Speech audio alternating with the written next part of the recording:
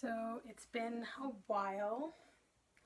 I deleted all of my previous videos because there was that whole thing earlier in the year of different YouTube channel laws changing, and it freaked me out, and I just deleted everything. I was like, I don't want anything taken down or like not working or whatever.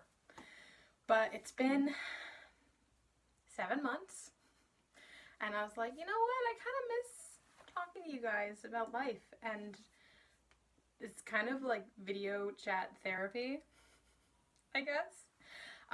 So if you remember last year, if you've been following my channel and didn't leave, then you'll know that last summer was the summer from hell. Quick recap. My dog Diamond died May 30th, suddenly, and that started the snowball effect, which the next thing that happened was a month later my grandfather died. He'd lived with us for a few years, so it changed the dynamics of the family a lot, and like my home. And then 20 days later I broke my left ankle and sprained my right, and it's been 11 months and I'm still off work. So yeah, almost 12 months actually. Oh, it's July 5th and it happened July 24th last year. Just between Grandpa passing and between that and his funeral that week, the 11th, I shaved my head. If you remember, I had dreadlocks for 4 years. Still learning about how that's cultural appropriation. Still learning. I'm trying. But I shaved my head actually after brushing out the dreads months before, because I was just sick of dealing with hair and I had a bunch of trauma happen. So I shaved it. I went to a salon to get it done, and there was a video up. I might be able to find it and repost it, possibly. But we shaved it right down. We buzzed it right down to a 0. It wasn't shaved like with a straight razor, like right against your skin like you would do with your legs or anywhere else. But I have been growing it out now for almost a year. It's the first time I've been able to do a French braid. Look how cute that is. Oh my gosh. It's very exciting, okay? So I got 2 haircuts. No, wait. 3. I got three haircuts in the course of a year. At first I thought I might maintain a short style, like really short, like clipped and buzzed and just shorter. I don't know how to put pictures in. I don't know. I might figure that out someday. So I did one haircut in November. I did another haircut in March, but I didn't like it. And then a friend of mine was going to come over and dye my hair for me before COVID quarantine stuff happened. And like literally like the weekend before, she helped me out and we cut it a lot shorter and dyed. We just dyed a small section in the front and we bleached it. I've never bleached my hair before. We bleached it and did blue, green, and purple. I looked like a peacock and it was beautiful and I loved it. It was so much fun. I don't think I'll ever do it again, just because my new goal is to grow out my hair super long. Again, if I ever figure out how to put pictures in, here will be more pictures somewhere.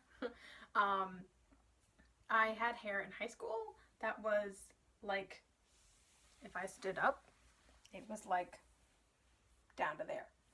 Yeah, or longer. Sitting, it would sit in my lap, and I got it slammed in car doors all the time. That was painful. I would sleep in braids constantly, but I miss that hair. I want to be able to use hair forks and hair sticks and do fun like things. You can't do anything with this hair, you guys. You can't. I might be able to learn how to French braid the sides. It's really short under here, just like comparatively to like this area. I did keep the top, like this area of the top, longer the whole time. Well, aside from the buzzing. When I got haircuts, we shortened the sides and edges to make it look cleaner. I don't know if I've started the mullet stage yet or not. I don't think so. We'll see if that even happens for me, since I did like kind of do hairstyle, like haircuts that would help mitigate that ahead of time. I don't know. So this morning I did what did I do? I did an egg hair mask. I literally took an egg from the fridge, cracked it open in a bowl, whisked it up. I put a little olive oil, vitamin E oil, castor oil. I did like a teaspoon of the olive oil, a teaspoon of castor oil, like 1 pump of the vitamin E oil, which is probably like 1/8 of a teaspoon. It's a tiny little amount. And then I added rosemary essential oil, thyme essential oil, jasmine. I use like 2 drops. It's so strong. Jasmine fragrance oil. It's not an essential oil, okay? I know the difference, but I really liked the jasmine smell when I used it. Yeah. And then I added something else. Rose oil? A little bit of rose oil. Whisked it up really, really good. Put it in an application bottle. Like, it's like a ketchup bottle from like the dollar store. And I just squeezed it all over my scalp, all over my hair, and massaged it in really good. I wrapped it up in one of my swim caps. Like I have so many, I have one, okay? And I let it sit for 50 minutes while I watched the end of Avatar: The Last Airbender for the 4th time. And then I rinsed it out. If you're going to do an egg mask for your hair, there's a lot of good reasons to do it. Please be aware, you need to rinse it out with cold water. I know this, and I did do that. If you don't use cold water, and I mean cold, just straight cold water, no warm water whatsoever, because any warmth and it will cook in your hair. You don't want that, I promise. It's disgusting. It hasn't happened to me that I can remember, but like I've gotten other things stuck in my hair. You don't want to do that. Especially if you have longer hair. You basically have to wait till your hair dries and then brush it continuously until it all falls out. It's gross, okay? Don't do that. So, but I did that and I rinsed it with cold water. I'm trying to think what else I did. I used conditioner. I didn't use any shampoo. Did I? No. Because it rinses out really well. And egg itself, so egg white, this is a long video. I don't care. I missed you guys. Egg white is very cleansing for your hair, and egg yolk is very conditioning for your hair. And both have essential like amino acids and different things, protein, etc., that are really good for your hair. If your hair is more on the oily side, you might want to like take out some of the yolk before whisking it all together and like keep some of it out and not use it. If your hair is on the drier side, you might want to take some of the egg white out or not even use the egg white, or vice versa. So I don't really, I mean, I did put oils in the mixture. I don't know if I have oily scalp or not. I don't think so. I feel like it's just normal, average. So I just leave it all in together. And also I want like the benefits of both. I love playing with my hair. It means I look ridiculous. I'm always fidgeting with it. My mom gets on my case about that. But oh well. What is this tiny little hair? Is that from the braid? I guess it's from the braid. It's just like bing. Oh yeah, I get the best bed head, you guys. It's not pretty. I sometimes look like one of the penguins from Surf's Up. Yeah, it's really attractive. But yeah. So my goal now, honestly, I had this goal basically when I shaved my head almost. I don't know when I actually decided on the goal. I had been thinking about it for a few months. But I decided that I gave myself 5 years when I first started my dreadlocks. I said, okay, we're going to have dreadlocks for 5 years. It takes 3 years to have mature dreadlocks for Caucasian hair, the type of locks we have. I know they're not technically dreadlocks. There's another word that we haven't found apparently. Matted hair, I don't know. I like to call them fairy locks because that's the Celtic version of it. Anyway, so I gave myself 5 years. I lasted 4 because the pain was so bad with my scalp and the way that we did it. And I think it was a good run, and I think like they were just getting to the point where they were so pretty. Anyway, I decided, okay, I'm starting from 0, literally, from last July, 0, and I am going to track it for 5 years. And I'm very excited about that. I'm also super impatient. And I've been watching so many hair videos because I did this like a couple months ago. And I do it every few months. I just get like on this thing of watch all the hair videos. There's not a whole lot of hair videos for people with my hair texture, which is kind of difficult because a lot of their maintenance is things that if I did it, my hair would be weighted down and it would be unhealthy and it would be clogged and not helpful. I do try to do more like natural. I don't buy conditioners and shampoos and stuff like that from the store because I think they are full of crap that we shouldn't have in our hair. My rule basically is if I can't eat it, I don't want to use it. Like if I can't safely consume it inside my body, I don't want it outside my body either. I have a few exceptions. I did sign up for IPSY, so I get samples every few months, and sometimes there's like a hair mask or a shampoo or conditioner they want you to try. It's like, okay, I'll try it. I'm not gonna go buy a big bottle of it though. My favorite stuff is still Chagrin Valley. They have all natural, organic, handmade, etc., and they're awesome, and I love them so much. I've been using their stuff for a year, 2 years? I want to say 2 years. It might have been a year and a half. Anyway, so yes, I will do updates. I think probably once every 6 months because you're not going to see a lot of change. I might also film like if I'm getting frustrated and I just want to tell you guys, hey, this is something you might deal with if you've shaved your head and want to grow it out.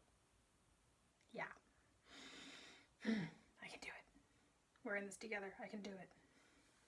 So, I'm going to probably leave this braid in my hair. My hair's still damp from washing it earlier. That's one thing. I let it air dry, okay? But I'm probably just going to leave the braid in until it falls out on its own. So the French braid I just figured out last night. Super excited. Last week I figured out I could do a tiny little ponytail on the top of my head. I look like a toddler or like Bam Bam or something. Some people have responded very negatively and rudely about it. And some people have been like, oh, it's really cute. I'm like, thanks. I feel stupid. It's the only thing I can do with my hair right now.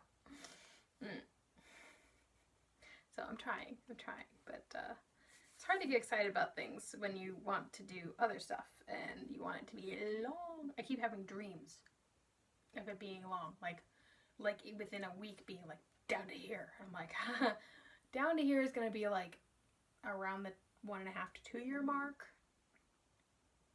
Wait a second, I can't do math.